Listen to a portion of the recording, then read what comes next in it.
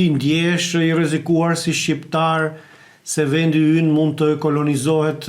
nga izraelit, sikurse ka zëra, ka hamendësime, po ka edhe fakte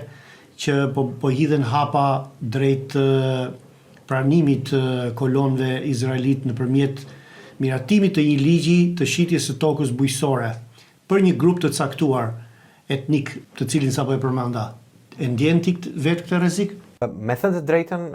nuk kam shumë informacion për këtë temë, por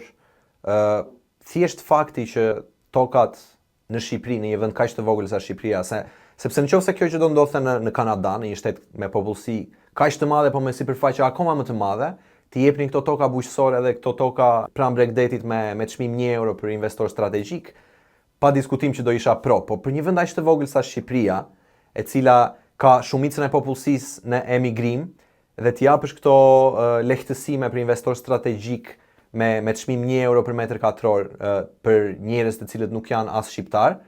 më duket një çmenduri e vërtetë. Qoftë këta izraelit, qoftë këta çfarë do lloj etniciteti. Shqipëria duhet kishte një program, në qoftë se kishte ndërmend të jepte këtë lloj iniciative për të shitur tokat e saj me €1 për metër katror, duhet me patjetër ta jepte një herë këtë ofertë shqiptarëve të saj, qoftë këta emigrant ose qoftë këta prej një brezi më përpara shqiptar. Jam i sigurt që ka shumë shqiptar që do e merrnin këtë nisëm, sepse ka shumë shqiptar të suksesshëm nëpër botë, edhe të cilët do sillnin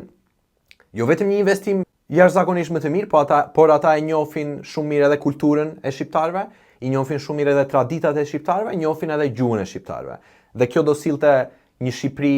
të ardhmes, e cila do kishte një traditë akoma më të fortë, edhe do njihej për kulturën e saj. Por në këtë mënyrë, duke i dhënë këto toka kaq të bukura me këto peizazhe natyrore fantastike njerëzve të huaj,